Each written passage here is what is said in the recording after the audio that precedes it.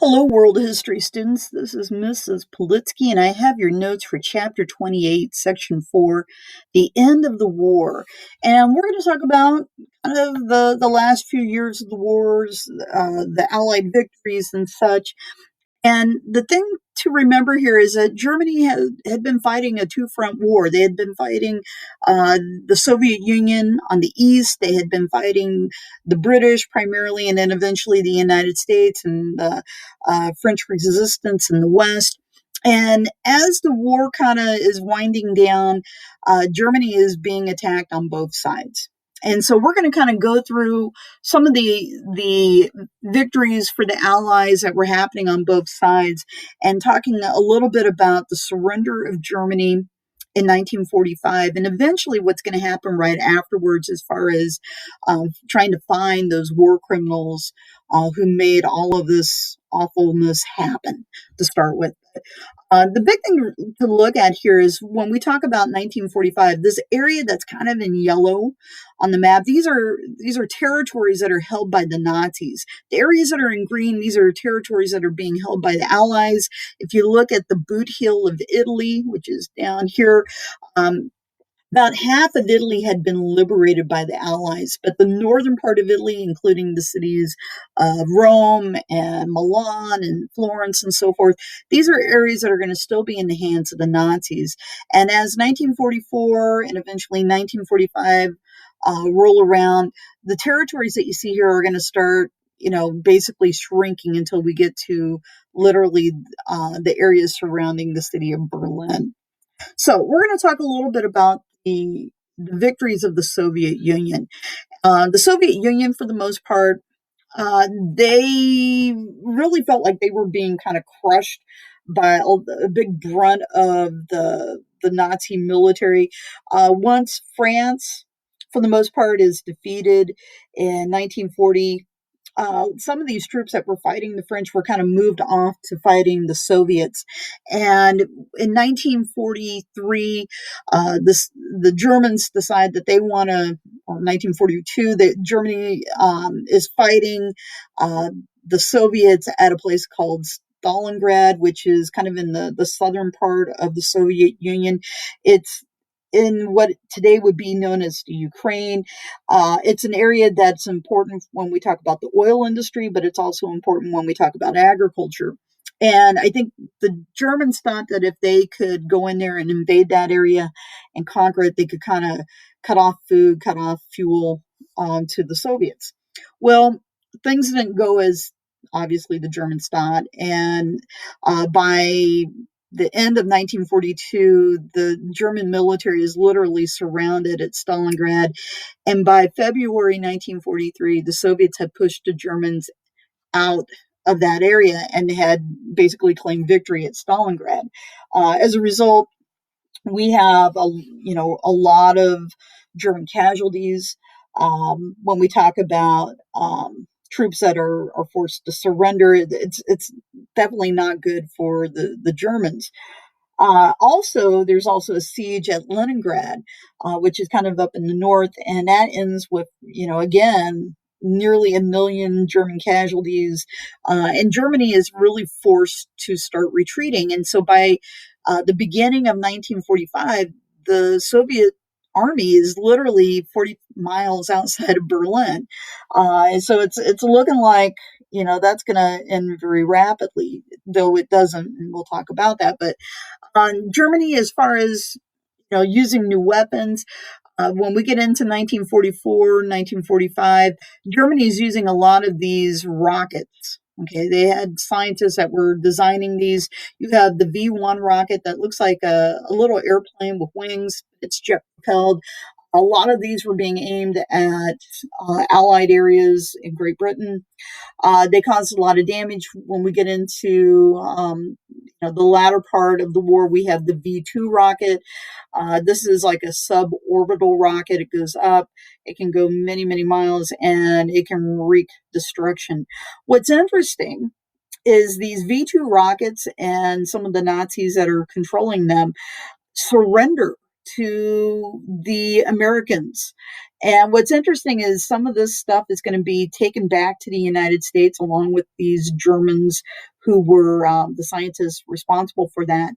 And it's going to become kind of the groundwork of what's eventually going to become NASA, of all things. Werner von Braun, who was the kind of the German who was responsible for a lot of this technology, becomes one of the founding members of NASA, of all things. So, yeah, there's some weird things that happen in history. Okay, we're going to talk a little bit about the D-Day invasion, aka Operation Overlord. This is the Allied invasion of Western Europe. Now, the Allies had already been in parts of Europe. They had actually invaded Sicily and eventually Italy. But for the most part, that kind of was, kind of a stalemate there for a while. But the idea was to bring troops into France. And the question is, where are we going to put them? The Germans thought for sure that the Allies would probably cross right on the English Channel because that's the most narrow point, not very far from Dunkirk, for where that's all, we've already heard about what happened there. But the Allies instead pick Normandy, which is actually a little further to the south. And yeah, fairly well defended, but not as well defended as that area right across from the English Channel. The man that kind of gets a lot of credit for the D-Day invasion is General Dwight D. Eisenhower. He was an American general. He worked in conjunction with General George Marshall, and they kind of designed this whole invasion, which was not just the U.S. alone, but U.S., Great Britain, some of the French Free Army, and they were going to come in and they were going to, basically launch this invasion. The invasion was set to happen right around June 6, 1944. And when the troops came in, there were some weather issues. A lot of people didn't think it was going to happen, but, by a miracle of God, the troops are able to land on the morning of June the 6th. Roughly 150,000 Allied troops made landfall that day in roughly 5 different areas along the beach of Normandy.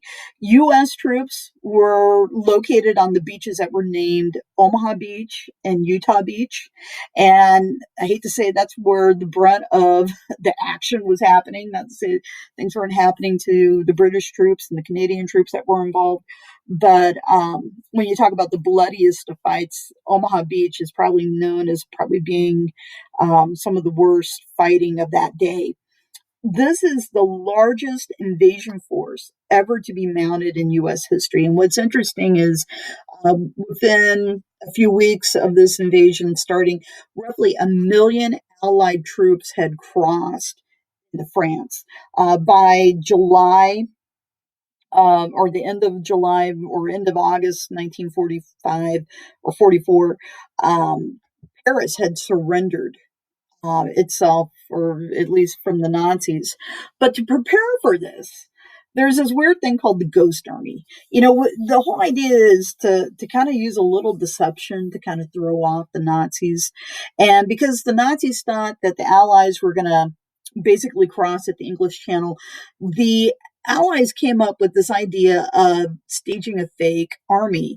And as you can see here, it's not possible for 4 guys to lift the tank, but when your tank is an inflatable, like a bounce house, you can do that. The trucks that you see here, again, inflatables that were blown up and staged in areas to make it look like the Allies were getting prepared for attacks.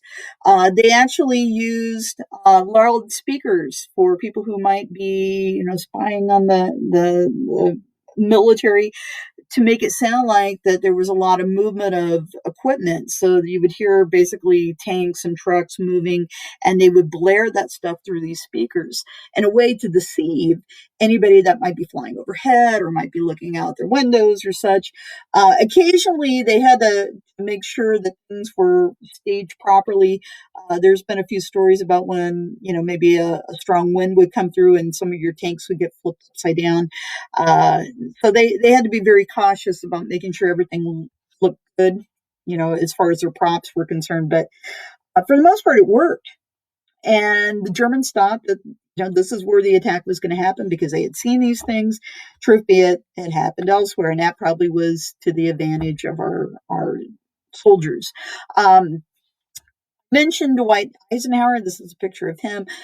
Some of the first troops to actually go into Normandy were paratroopers. These were guys who weren't necessarily storming the beach, but these were guys who were basically parachuting in, and they parachuted behind enemy lines.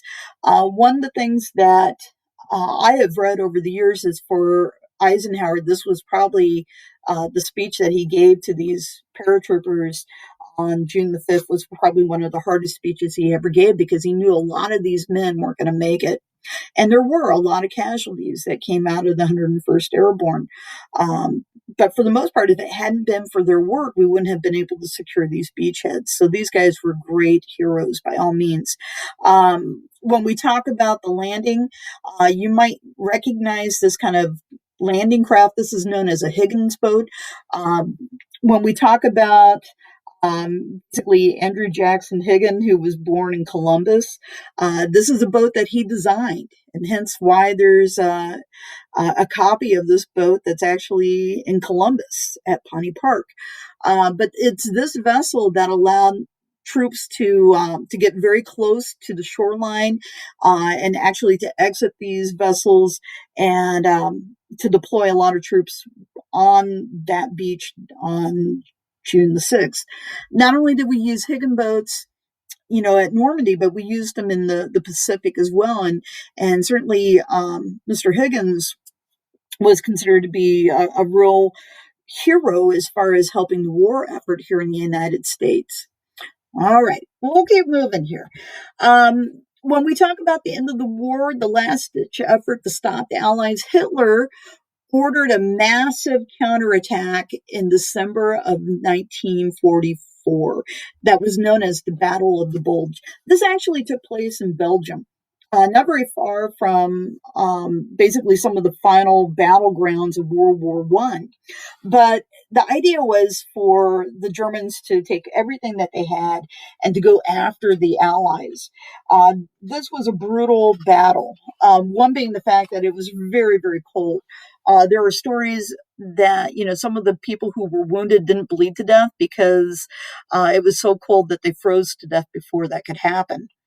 But it took about a month, and eventually by January or the end of January, the Allies had crushed the Germans and were able to push onward to the west. When we get to about March of 1945, the German troops had been pushed across the Rhine River, and the Allies were basically advancing towards Berlin. So, April 1945, Soviet troops reached Berlin. April 25th, U.S. soldiers and Soviet soldiers meet for the first time. April 30th, Hitler commits suicide in his Berlin bunker. And within a few days, Hitler's body is discovered by Soviet troops. Matter of fact, Hitler's body kind of disappears for a number of years, and it actually is sent back to the Soviet Union. It's kind of hidden for many years, and over the last decade or so, we've been able to, or at least talk with the Russians, and we have positively identified those remains as being Adolf Hitler's. So we do know that Hitler did not escape and go elsewhere. On May 7th, Germany surrenders, and the next day is declared Victory in Europe Day. Okay, it's a great celebration. But what are we going to do with all these old Nazis? And so what happens is those Nazis that are being rounded up, it's determined that we need to hold a war tribunal. There were a lot of horrendous things that happened. Okay, a lot of civilians were killed. A lot of bad things occurred. And so we need to have a war crimes trial. And it becomes the first war crimes trial ever.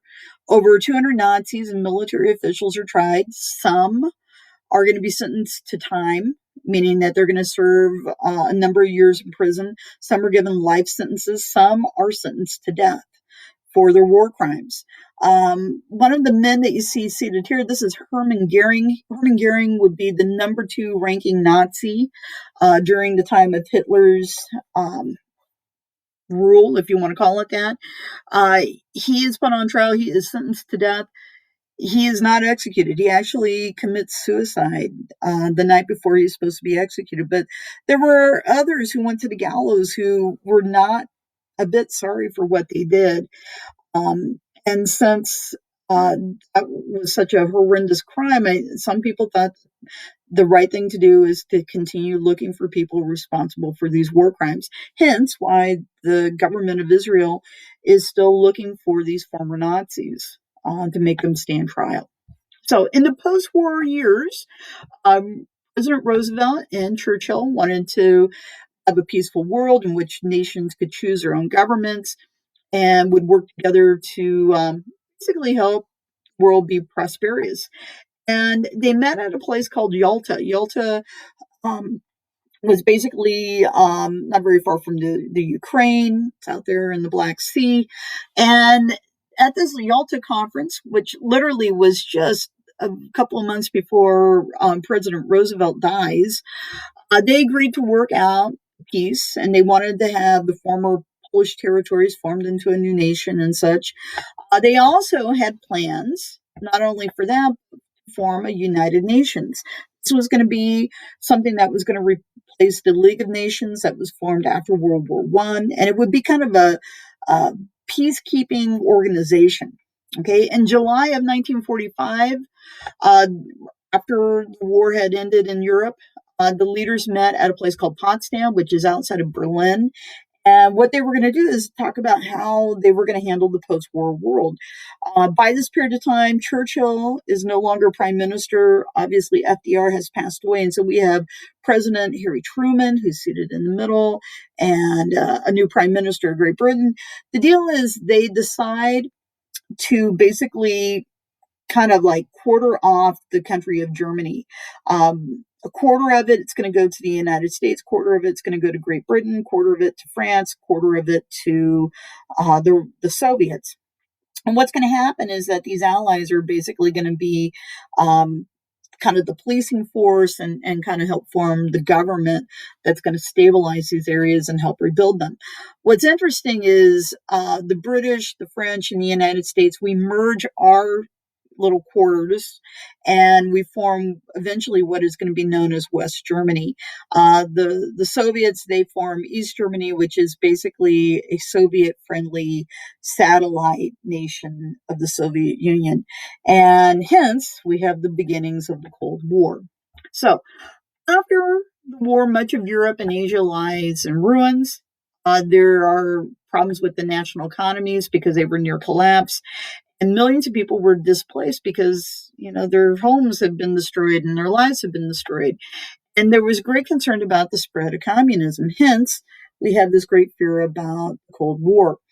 The United States, Great Britain, and France, in our sectors of Germany, we go about rebuilding. We send billions of dollars of aid to help rebuild that part of Europe.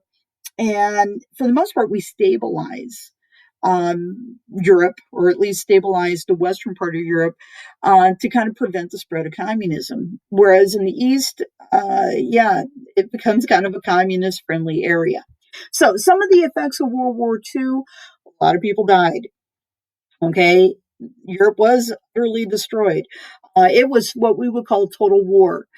We were not going to end this war like we did with World War One, where we had kind of like this armistice. We wanted total destruction. We wanted the absolute surrender of the enemies, and we got that. It was a high price. The Allies occupied Germany. At Nuremberg, we had our war crimes trial. United Nations was formed to kind of help prevent further wars. And then finally, the United States and the Soviet Union are going to emerge as the two big world superpowers, hence laying the foundation for the Cold War going to happen. All right. Thank you very much.